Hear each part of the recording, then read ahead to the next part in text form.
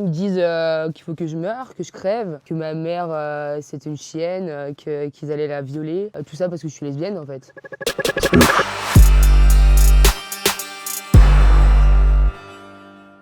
J'ai été nommée en révélation scène aux Victoires de la musique et j'ai fait une prestation, j'ai chanté Amour censure. Alors j'ai embrassé une des danseuses à la fin de ma prestation pour montrer qu'il n'y a que de l'amour sincère. En fait, c'est un peu le sujet de la chanson. Prenez l'amour pour tous. En bruit de fond, j'avais mis des propos homophobes et c'était pour dénoncer ça.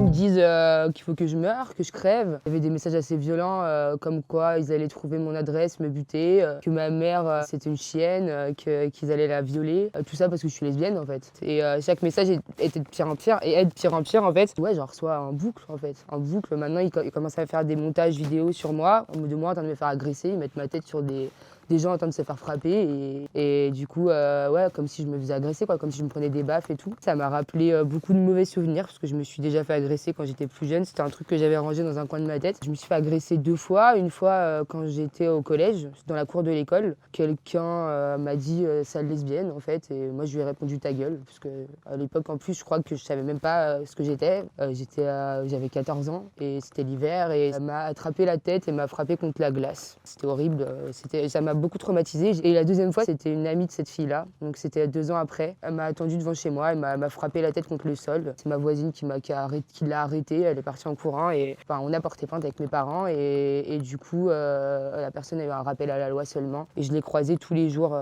Pendant 3 ans. Et elle continuait de me provoquer et malheureusement, la police pouvait rien faire. Ça ravive tout ça, surtout que je vois qu'en fait, finalement, on a l'impression que ça évolue, mais pas tant que ça. Parce qu'en plus, ces personnes-là pensent comme s'il y avait un écran entre la vraie vie et la fausse vie d'Internet. Mais en fait, Internet, c'est la vraie vie. Ils ont essayé de trouver mon adresse. C'est pas la bonne adresse qu'ils ont trouvée. Ils envoient des pizzas, genre 500 balles de pizza à cette adresse. C'est complètement débile, mais du coup, en fait, ils veulent vraiment essayer de me trouver, quoi. J'ai décidé de les poster parce que j'ai reçu aussi certains messages comme quoi l'homophobie n'existait pas et que ça servait à rien ce que j'avais fait et qu'on était en 2020 et c'est bon, c'est ok. En fait, c'est pas ok du tout et je m'en suis rendu compte et je m'en rends compte chaque minute en fait. Du coup, j'ai décidé de les afficher pour que les gens se rendent compte en fait qu'en 2020, ça existe encore et c'est de plus en plus violent et ça fait peur. Peur pour les jeunes qui sont comme moi, qui avaient 14 ans et qui se font agresser et qui en plus maintenant subissent le cyberharcèlement. Moi j'ai eu de la chance d'être entourée, mais je vais pas laisser ça comme ça quand même, il y a une plainte qui est en cours. Voilà, il faut réagir et je pense que pour réagir, il faut aussi montrer et pour dénoncer, il faut montrer aux gens la gravité des propos. Ça m'est arrivé à moi, mais ça arrive à beaucoup de jeunes chaque jour. L'homophobie est punie par la loi, c'est pas une opinion,